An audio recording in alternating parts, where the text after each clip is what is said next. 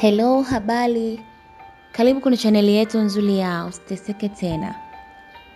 Mwanamke, kama umeumizwa na unahitaji mahusiano mapya, basi unapaswa kuwa makini sana na aina ya mwanaume unayempa moyo wako tena. Hizi hapa ni aina 3 za wanaume unaopaswa kuwa nao makini unapopitia wakati mgumu kihisia. Kwa sababu usipokuwa makini utaumizwa zaidi. Wa kwanza ni anayetumia udhaifu wako kukupata. Huyu ni yule anayekuja kwa huruma nyingi, anaongea kwa sauti ya upole, anakuelewa na anakusikiliza sana.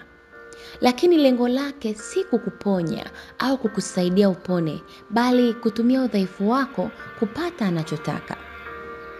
Anajua kwamba unahitaji mtu wa kukutia moyo, hivyo anatumia fursa hiyo kufanya hivyo, lakini akiwa na lengo lake ambalo ni kupata anachokitaka, iwe ni ngono, pesa na kadhalika. Mwanamume wa namna hii usiwe na haraka ya kumpa moyo wako.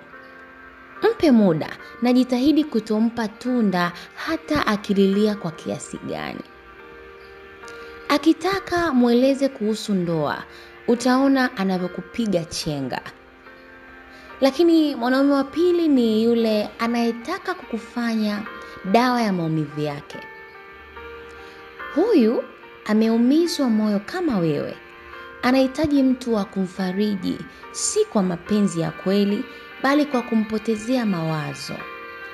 Unajikuta mnafarijiana pamoja, mnatumia muda fulani kufurahia pamoja, lakini ukweli ni kwamba nyote wawili mna vidonda, mnahitaji msaada. Mwanaume kama huyo utamgundua akiwa na huzuni zaidi, ndio anakutafuta, akipata faraja hana muda na wewe. Hata hivyo wewe si chaguo lake, ila anakuja tu kwako kwa sababu ni mgonjwa kihisia. Ukimpa ahueni, anapotea kwa muda. Msingi wa mahusiano sio kuhurumiana. Ingawa huruma ni tunda la upendo. Usitumie huruma kumpa nafasi mtu aingie kwenye moyo wako. Utaumia sana. Lakini mwanaume wa 3 ni mwanaume anayekimbilia kutaka uhusiano wa haraka haraka. Huyu anakujia na spidi ya ajabu sana. Siku ya kwanza anasema anakupenda. Siku ya pili anataka kukutambulisha kwa marafiki zake. Yaani kila kitu ni chap kwa haraka na hata hajakufahamu vizuri. Wengi wa aina hii wanakuwa na ajenda za siri ndani yao usizozijua.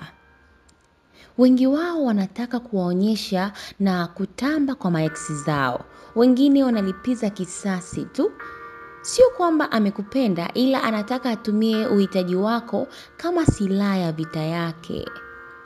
Hivyo akimaliza vita yake atakuacha tu, kwa sababu alikuchagua sio kwa sababu anakupenda, ila kwa sababu ameona utamfaa kwenye muda anaopambana vita yake. Mapenzi ya kweli hayaogopi kusubiri. Mtu anayekuheshimu ataheshimu pia safari yako ya uponyaji. Anaelewa kuwa huponi kwa wiki moja, atakusubiri upone. Mapenzi ni zawadi, lakini moyo wako pia ni zawadi. Usimkabidhi mtu yoyote kabla hujajua dhamira yake. Kama umewahi kuumizwa, jipe muda wa kupona. Unapoumizwa na unahitaji kupona, usikimbilie kutafuta upendo. Zaidi kimbilia kutafuta uelewa. Please, usikimbilie kupenda, kimbilia kuelewa. Naitwa Angela Kanine. Kupata vitabu vyetu kwa ajili ya kuongeza uelewa zaidi, tutafute WhatsApp kwa simu namba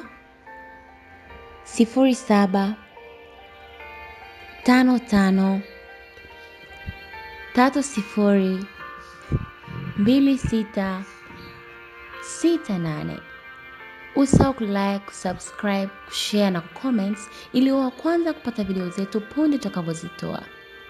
Asante na karibu.